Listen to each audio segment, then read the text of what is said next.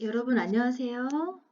원산중학교 3학년 여러분, 저는 국어교사 김상희입니다. 자, 오늘 우리 57페이지부터 보기로 해요. 자, 57페이지. 자, 여기입니다, 여러분. 자, 참 재밌는 활동이 나와 있는데요. 작품의 내용을 바탕으로 오늘날의 삶을 성찰해 보는 의미 있는 그런 문항이 되겠습니다. 자, 박 씨가 다음과 같은 우리 사회의 모습을 본다면 어떤 말을 할지 추측해보고 박 씨와 나눌 대화를 상상해서 적어보자 라고 했습니다. 자, 여러분 지금 뉴스죠. 네, KBS 뉴스. 자, 그리고 이쪽은 성형외과의 광고 문구이죠. 자, 먼저 뉴스 먼저 보도록 할게요. 자, 직장 내 남녀차별 금지. 내년부터 5인 미만 전 사업장에서 남녀차별 금지법이 시행이 된다라는 뉴스의 기사이고요. 자, 그 다음에 이 성형외과에서는 자, 외모가 힘이 되는 경쟁력이 되는 시대다. 자, 그래서 성형외과에 성형하러 와라 라는 홍보 문구가 되겠죠. 자, 그럼 여러분, 자, 가상의 그 인터뷰라고 생각을 하시면 됩니다. 박 씨와 나눌 대화라고 했죠? 인터뷰가 되겠죠? 자, 그럼 보겠습니다. 요즘 우리 사회의 모습을 보면서 어떤 생각이 들었나요? 하고 여러분이 질문을 하는 거예요.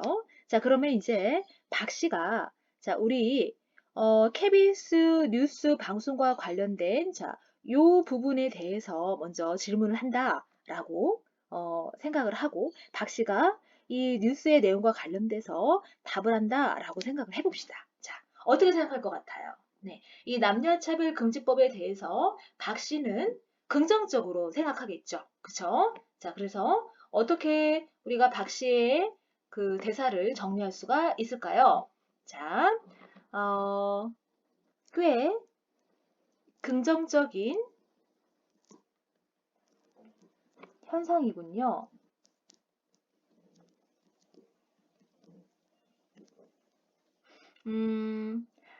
저도 이 시대에 태어났다면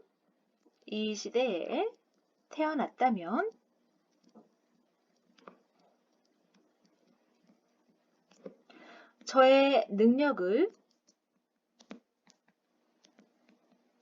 마음껏 펼치고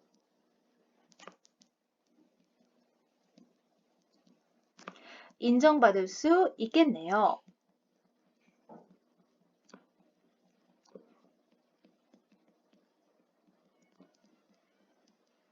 등등등. 그쵸? 그래서 높은 관직에도 오르고 많은 일을 할 수 있었을 것 같아요. 뭐 이런 식으로 박 씨가 대답하지 않았을까요? 그쵸? 자, 그 다음에 여러분들이 이제 성형외과 광고 문구와 관련해서 질문을 한다라고 이제 생각을 해볼 때, 자, 그러면은 우리의 질문입니다. 성형외과의 광고 문구에 대해 어떻게 생각하십니까?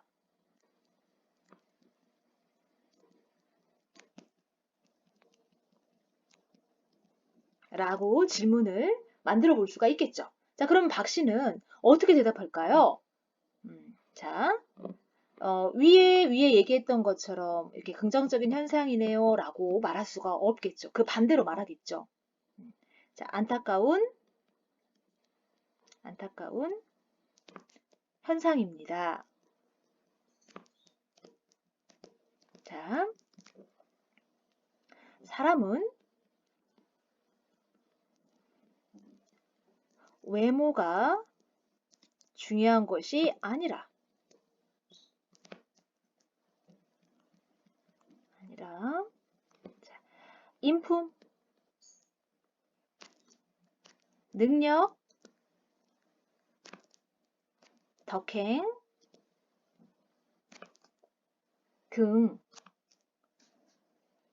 등이 중요한 것이니까요.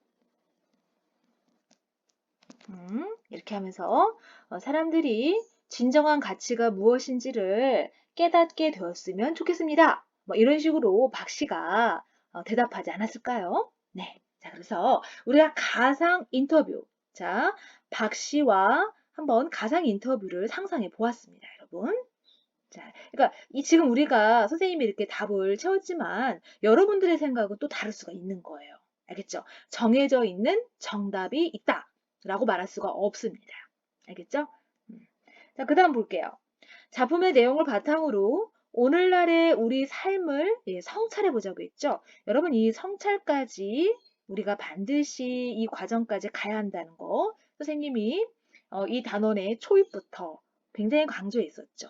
이게 바로 문학의 의미라고 했죠. 문학이 갖는 의의라고 했죠. 성찰까지 반드시 가야 된다는 거.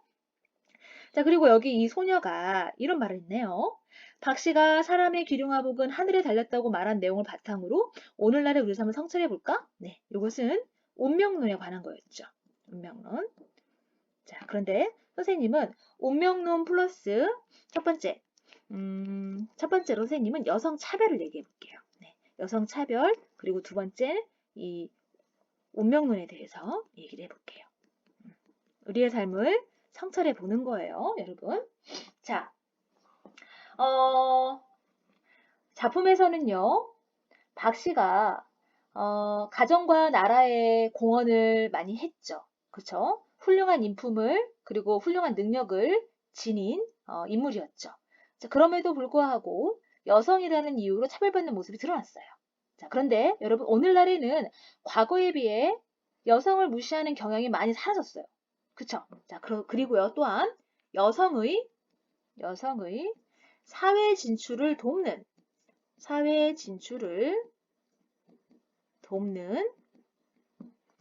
법적, 제도적 장치도 마련되었어요. 네. 아까 저 위에 뉴스 기사에서도 법이 만들어졌잖아요. 그쵸? 예. 여성차별 금지법 이런 게 만들어졌잖아요. 이런 식으로 법적 제도적 장치가 많이 개선이 되었단 말이죠. 그래서 사회 전반적으로 어떤 인식과 태도가 개선이 되었어요. 자, 그러나 여성을 억압하는 모습이 여전히 사회 곳곳에 존재해요. 그렇죠. 자, 그래서 개선의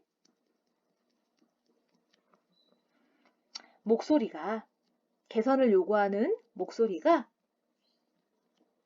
여전히 존재한다는 거. 그렇죠. 그러니까 우리 사회가 앞으로도 꾸준히 이 개선을 하려는 노력과 그 의지, 예, 그리고 어떤 계속해서 소통을 해야겠죠. 그렇죠? 소통과 노력이 필요하겠다라고 말할 수가 있겠습니다. 자, 이렇게 해서 우리가 성찰을 해봤고요. 그 다음에 운명론에 대해서 얘기를 해보겠습니다, 여러분. 자, 박시연에는 사람의 운명은 정해져 있으니까 네, 우주에서 이미 그렇게 각본을 짜놨으니까 주어진 운명대로 살아가라. 예, 주어진 운명에 순응하며 살아가라. 라고 하는 옛사람들의 생각이 많이 드러납니다. 그쵸? 자, 그런데 여러분 오늘날에는요 안 그렇죠. 정해진 운명보다는 그 정해진 운명이라는 게 있는지조차도 모르겠고요. 예, 개인의 자, 오늘날은 개인의 능력과 태도가 더 중요하다라고 인식이 되어 있죠. 그렇죠? 오늘날은 개인의 능력과 태도가 더 중요하다고 인식되고 있습니다. 그렇죠? 그러니까 이런 개인의 능력이나 태도가 삶에 더 큰 영향을 준다고 삶을 바꿀 수가 있다라고 생각하는 그런 경향들이 많죠. 그렇죠? 그래서 이 박시련처럼 타고난 조건에 따라 삶이 결정된다고 너무 그렇게만 생각할 것이 아니라는 거죠. 그쵸? 자, 그런데 아직도 이러한 운명론에서 헤어나오지 못하는 사람들이 사실 여전히 존재하기도 해요. 그렇죠? 자, 그래서 중요한 것은 이런 거죠. 자, 지속적으로, 운명론적인 사고방식을 극복하려는 노력이, 자, 극복하려는, 자, 이쪽으로 쓸게요, 여러분. 노력이 요구된다. 라고 우리의 삶을, 현대 사회에 대해서 성찰을 해볼 수가 있겠죠. 그쵸, 그쵸? 네. 자, 됐습니다, 여러분. 자, 그러면 이제 57페이지는 이렇게 마무리하고요. 우리 어디로 가냐면요. 64페이지로 가겠습니다. 자, 여러분들 책을 넘기세요. 64페이지로 갈게요. 64페이지 생각 모으기로 가겠습니다. 자, 바로바로 자, 요 부분이 되겠습니다. 자, 요 부분 중요해요. 중요해요. 왜 중요하냐면 자, 확정은 아니지만 선생님이 시험 문제를 낼 때 이 서답형 문제로 괄호 넣기 하기에 딱 좋은 그런 문항이거든요. 이건 확정은 아닙니다, 여러분. 자, 그럼 보겠습니다. 자, 여기 첫 번째부터 볼게요. 과거의 삶이 반영된 작품을 읽을 때에는 과거의 삶과 오늘날의 삶을 서로 어떻게 해야겠어요? 네, 견주어 봐야겠죠. 그쵸? 비교하며 감상하는 것이 좋습니다. 자, 두 번째. 문학작품을 감상하며 시대의 변화 속에서도 변하지 않는, 여기 답이 있네요. 문장 속에. 자, 시대의 변화 속에서도 변하지가 않는다는 것은요. 자, 시대와 그리고 지역을 뛰어넘어서 존재하는 가치라는 건데, 자, 이런 것을 무슨 가치라고 했어요, 여러분? 자, 요 단어는 여러분, 그리고 요 개념은 반드시 여러분들의 머릿속에 정리가 되어야 합니다. 알겠죠? 네. 자, 그리고 세 번째. 문학작품에 반영된 삶의 모습에 담긴 땡땡은 시대나 문화에 따라 다르게 평가될 수가 있다라고 했죠, 여러분. 그쵸? 자, 이게 뭡니까? 네. 이게 바로 가치죠. 그쵸? 가치죠. 자, 그래서 이것을 선생님 뭐라고 했어요? 가치의 특수성이라고 했죠. 그쵸? 자, 그래서 2번 문항에서는 가치의 보편성을 얘기하고 있는 거고 3번은 특수성에 대해서 얘기하고 있는 거고 이것은 상대적인 개념이다 라고 얘기했습니다. 기억이 나시죠? 네. 자, 네 번째. 문화작품에 반영된 과거의 삶을 바탕으로 오늘날의 삶을 어떻게 할 수 있다고요? 자, 문학작품을 감상하고 이해하는 최종 목적지, 도착점은 성찰이라고 했죠. 예, 성찰을 해서 자, 가치를 여러분들의 내면 속에 가치화, 내면화를 시켜 놓아야 한다. 그렇게 이것이 바로 우리가 문학을 독서하는, 읽는 이유이다 라고 했습니다. 자, 됐나요, 여러분? 자, 좋습니다. 자, 이렇게 해서 생각 모으기도 자, 이 정도로 해서 넘어갈 거예요. 자, 그럼 이제 여러분들은 66페이지 선택 학습으로 가도록 하겠습니다. 자, 넘기세요. 66페이지. 여러분, 66페이지에는요, 네, 짤막한 단편 소설이 나와 있는데요. 작가가 누굽니까? 자, 심리적 체험을 중심으로 소설 감상하기라고 했는데 작가가 이청준입니다. 여러분 이청준이라는 작가는요. 여러분들이 절대 잊어서는 이 이름을 잊어서는 안 되는 작가예요. 자, 이청준 씨의 많은 대표작들을 여러분들이 고등학교에 가서 접하게 될 겁니다. 알겠죠? 자, 그래서 연인데요. 연. 네. 여러분 지문 옆에 있는 사파 그림을 보면 연이 뭘 말하는 건지 이 연이라는 단어가 뭔지 여러분들이 다 아실 거예요. 바로 그 연이에요. 하늘을 자유롭게 날아다니는 그 연이죠. 네. 자, 그럼 여러분 우리 심리적인 체험을 중심으로 소설을 감상하자고 했는데 이 연이라는 짤막한 소설을 한번 감상해 보도록 해요. 근데 여러분, 이미 여러분들이 읽어보셔서 알겠지만요. 이 연이라는 작품은요. 소설 중에서도 굉장히 서정적입니다. 예, 서정적인 특성이 많이 드러나 있죠. 서정적이다라고 하면 그것은 어떤 의미죠, 여러분? 작품이 참 서정적이야 라고 했을 때는 자, 그것은 이 정자가요. 예. 정서를 말하는 거죠. 정서를 듬뿍 담고 있다라는 말이에요. 네. 자, 그렇다면 여러분, 선생님, 이 정서라는 말이요. 우리 참 많이 지금까지 사용을 했어요. 근데 정서라는 단어가요. 좀 추상적이에요. 이게 뭐예요? 라고 여러분들이 물으실 수 있어요. 괜찮아요, 여러분. 자, 이 정서는요. 자, 이 선생님이 지금부터 단어 몇 개를 열거를 해볼게요. 자, 그러면은 조금 이 단어에 대한 개념이 여러분들에게 파악이 될 것 같아요. 네. 자, 느낌이요. 느낌. 자, 그 다음에 감정. 네. 자, 그리고 무언가를 깨닫는 자, 성찰의 표현들. 자, 그리고 비슷한 말이긴 하지만 깨달음의 그런 표현들. 자, 그리고 무엇인가를 원해요, 갈망해요, 지향, 혹은 현상이나 시대에 대한 어떤 비판의 목소리. 자, 요런 것들이 다 정서에 포함시킬 수 있는 어휘들인데요.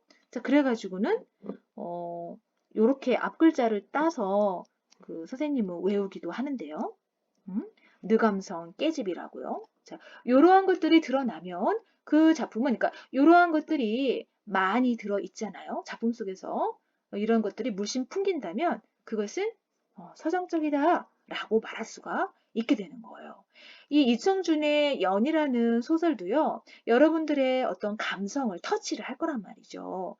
소설이긴 하지만 거의 그 정서는요, 시에 가까운. 예. 자, 그런 것들을 여러분들이 느낄 수가 있을 거예요. 자, 그럼 지금부터 저와 함께 조금 빠른 속도로 이 단편 소설을 감상하도록 하겠습니다.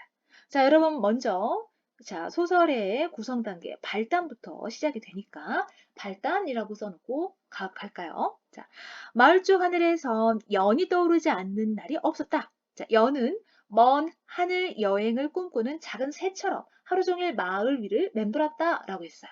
여러분 여기 새 있죠? 새. 자, 처럼이라고 했기 때문에 이것은 비유예요. 그렇죠? 직유법을 썼죠. 예.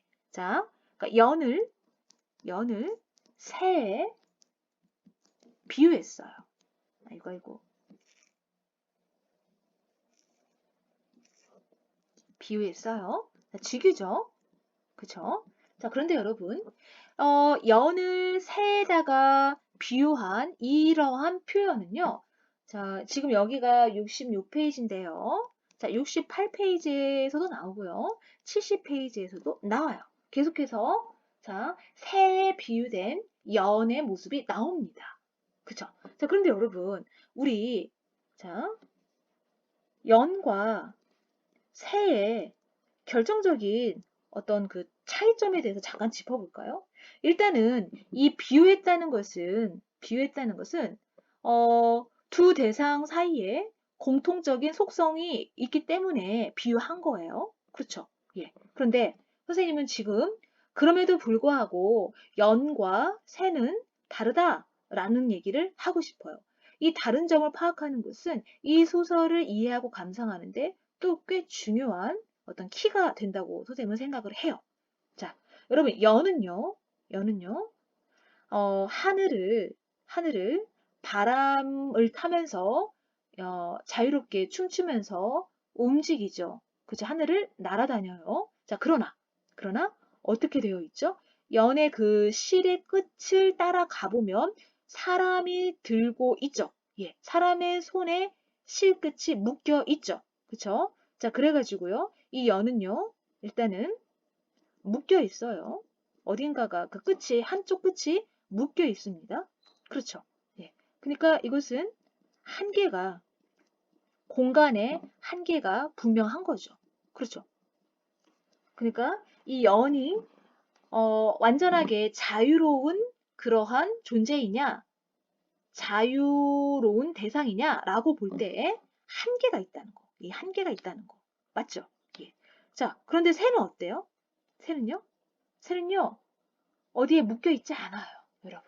새는 어디든지 날아다닐 수가 있어요. 그렇죠? 자, 그렇기 때문에 새는 그야말로 완벽한 자유, 완벽한 자유를 만끽하는 그러한 존재예요. 맞죠, 여러분? 자, 그러니까 이 소설에서 연을 새에 비유한 것은 아주 중요한데 이 연이요, 어느 순간에 이 새로 변하게 돼요. 선생님 말 잘 이해하세요? 아들이 연은요, 어떻게 보면 아들로 대표된다라고 볼 수가 있어요. 예. 현실적인 조건에 얽매여 있는 현실에서 벗어나지 못하는 자, 그러한 숙명을 지닌 인간적인 존재로서의 예, 그거를 여운에 비유를 했다면, 자, 어느 시점에서 이 소설 속 주인공은요, 네, 여운이 아니라 진정한 새가 됩니다. 네. 그러니까 씨를 끊어버리고 줄이 끊긴 연이 하늘 높이 올라가서 공중에서 사라지는 것처럼, 즉 마치 하나의 새가 된 것처럼 아들이요, 예, 자신의 현실적인 세속적인 구속의 사슬을 끊고, 네, 그리고 어떻게 한다고요? 자기 꿈을 찾아서 고향을 떠납니다. 어머니의 품을 떠납니다. 그래서 진정한 어떤 새와 같은 존재가 된다라는 그런 이야기가, 예, 이 소설의 줄거리거든요, 여러분. 그래가지고 이 연을 새에 비유한 것, 일단 이게 중요하고, 이게 일차적으로 중요하고, 자, 또 하나, 그러나 연과 새는 다르다는 거. 자, 그리고 또 하나, 자, 이 소설 속의 주인공은 연이 아닌 새가 되는 어떤 그러한 인생의 선택을 한다는 거. 예. 이렇게 세 가지를 꼭 기억을 해 두시길 바래요. 알겠죠? 자, 그러면 가겠습니다. 자, 여러분, 어디를 보냐면요. 여기 보세요. 어머니와 아들의 형편을 알 수 있는 부분을 찾아보자 라고 했는데요, 여러분. 이 어머니와 아들이 시골에서 농사일을 하면서 살고 있잖아요. 그런데 가정 형편이 좋지 않아요. 그래가지고 아들이 상급 학교를 포기해요. 맞죠? 집이 너무 가난해서 포기를 합니다. 자, 그러면은 우리가 13번째 줄이 될 거예요. 자, 허기진 한숨이라는 요 부분 있죠. 네. 허기진 한숨을 어머니가 이 한숨을 삼키곤 했다라는 표현이 나와 있죠. 자, 그 다음에 또 어디를 볼까요? 자, 어머니 대사. 우리 집 처지에 상급학교가 당학이나 한솔이냐? 우리 상급학교가 가당키나 한솔이냐? 라는 의미인데요. 가난한 집안 형편 때문에 상급학교에 진학할 수 없다라는 그런 얘기겠죠. 자, 그 다음에 다음 페이지에 가면은요. 여기 보세요. 어미 곁에서 함께 땅이나 파고 살자라고 했죠. 예. 집안 형편이 어려우니까 그냥 아들아 나하고 같이 농사 짓고 지내자라고 지금 얘기를 하고 있는 거예요. 자, 그러니까 여러분, 자, 다시 한번 여기에 대한 질문. 어머니의 아들이 형편을 알 수 있는 부분을 찾아보자고 했죠. 자, 이것을요, 우리 기억에서 디귿이다 라고 일단 답을 써놓고, 자, 여기 이제 기호 달러 갑니다. 여기가 기역이고, 여기가 니은이고, 자, 여기를 디귿이라고 해가지고는요, 기역, 니은, 디귿, 요런 부분들을 통해서 형편을 유추를 해볼 수 있다. 자, 그리고 여기 어미 곁에서 여기부터가 이제 전개라고 또 보시면 됩니다. 자, 그리고요, 여기 아주 중요한 대사가 나오죠. 상급학교 못 가면 연이나 실컷 띄우고 놀 거야. 상급학교 안 보내준 대신에 연실이나 많이 사줘 라고 하면서 상급학교에 가지 못해 섭섭한 마음을요. 예, 이렇게 연 날리기로 자, 섭섭한 마음을 달래는 아들의 모습을 볼 수가 있어요. 연 날리기로 섭섭한 마음을 달램. 네. 여러분 어때요? 짠하죠? 예, 안타깝죠? 예.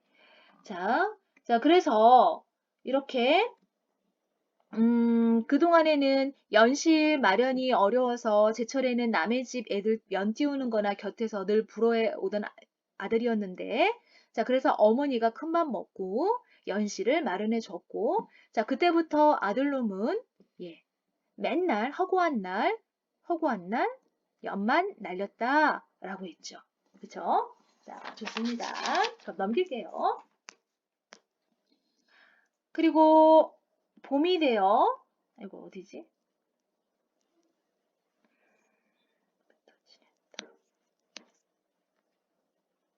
네, 여기요. 자, 봄이 되어 다들 친구들은 학교에 가는데 아들놈은 혼자 들판에서 연만 띄우고 놀았다라고 했고, 아침나절에 뛰어 올린 연이 해질녘까지 마을의 하늘을 맴돌았다라고 했어요. 그러니까 아들은 하루 종일 연날리기를 하면서 시간을 보내고 있어요. 네. 자, 그래서 어머니가 그 아들이 띄운 연을 하늘에서 계속 바라볼 수가 있었던 거죠. 연을 보면 아들의 얼굴을 보는 것 같았고 아들의 마음을 보는 것 같았다라고 했어요. 그러니까 어머니가 연을 보면서 아들의 어떤 존재를 체크를 하는 거죠. 아, 우리 아들이 지금 연 날리고 있구나. 저기 저쯤에서 연을 날리고 있겠구나. 라는 것을 어머니는 아들의 위치를 이제 파악을 하셨던 거죠. 그쵸? 자, 그리고 여기 볼까요? 연은 언제나 머나먼 하늘 여행을 꿈꾸고 있는 작은 새처럼 보였고, 예, 맞아요, 여기. 자, 새라는 비유가 또 나와 있죠. 자, 그리고 머나먼 여행을 꿈꾸고 있는 작은 새라고 있잖아요. 그쵸? 연이요. 그러니까 연이요. 이 머나먼이라는 이 부분이, 이 단어가 이게 심상치 않은데요. 이제 아들이요. 새처럼 떠나갈 것? 네. 아들이 떠나갈 것 같은, 떠나갈 것 같은 불길한 예감 같은 거죠. 그런 예감을 어머니가 본능적으로 이렇게 느끼시는 거예요. 그렇죠. 예, 그리고 왜 슬픈 예감은 항상 틀린 적이 없나? 예, 그렇게 돼요. 소설이요. 네. 그래서 보세요. 언젠가는 실 줄을 끊고 마을의 하늘을 떠나가 버릴 것처럼. 여기 보세요. 떠나가 버릴 것처럼. 네. 이것도 자, 이렇게 위로 화살표 하나 또 날려줄까요? 자, 이렇게 어머니의 마음을 불안하게 했다는 거죠. 불안. 자, 하지만 연이 그렇게 하늘에 떠올라 있는 동안엔 어머니도 아직은 마음을 놓을 수 있었다라고 했어요. 네. 자, 그러니까 연이 그렇게 있는 동안에는 아, 아들이 아직도 내 곁에 있구나. 우리 동네에서 저렇게 놀고 있구나라고 해서 마음을 놓을 수가 있다고요. 자, 여기에서의 이런 마음은 감정은 어머니의 정서는 안도감이 되겠죠. 그쵸? 자, 그래서 여기 보면 또 그 봄 하늘처럼 적막스럽고 외로운 아들의 모습이 선하기 때문이다. 자, 아들을 자, 외로운 아들이라 라고 표현하면서 아들에 대해서 생각하는 어머니의 애틋한 마음이 예, 또 느껴집니다. 그쵸? 자, 그다음 갈게요. 그래서 어머니는 아들놈의 연날리기를 탓해 본 일이 한 번도 없었죠. 예. 자, 그리고 녀석의 마음이 고이 머물고 있는 연의 위로를 감사할 뿐이다 라고 했어요. 자, 이게 그러니까 연의 위로라고 했잖아요. 그쵸? 아들이 연 날리기를 통해서 마음의 위로를 받고 있다. 그리고 그러한 그 연에 대해서도 어머니가 고마운 마음이 있다. 라고 지금 하는 거예요. 자, 그래서 요거 있죠. 연에 실린 아들의 마음이 하늘을 내려오는 저녁 연처럼 조용히 다시 마을로 가라앉기를 기다릴 뿐이었다라고 했어요. 자, 그러니까 여러분, 여기요. 조용히 다시 마을로 가라앉기를 기다릴 뿐이다 라고 했는데 이 부분이 중요한 이유는요. 자, 그러니까 여기에서 우리가 읽을 수 있는 어머니의 정서는요. 자, 그 실이 끊겨가지고 하염없이 하늘로 올라가서 결국엔 사라지고 마는 그러한 연이 되지 않기를 간절히 바라는 어머니의 마음. 네, 연이 다시 지상으로 내려오기를 바라는 아들이 들에서 놀다가 저녁이 되면 집으로 돌아오기를 바라는 어머니의 마음. 그쵸? 자, 그래서 어머니의 마음은요, 아들이 떠나지 않고 곁에 머물러 주기를 바라는 어머니의 마음이 드러난 부분이다 라고 할 수가 있겠습니다. 알겠죠? 자, 그래서 여러분, 그러던 어느 날이었다. 여기부터가 이제 위기인데요. 자, 여기서부터는 선생님이 다음 시간에 가르쳐 줄게요. 네, 여러분 수고하셨습니다.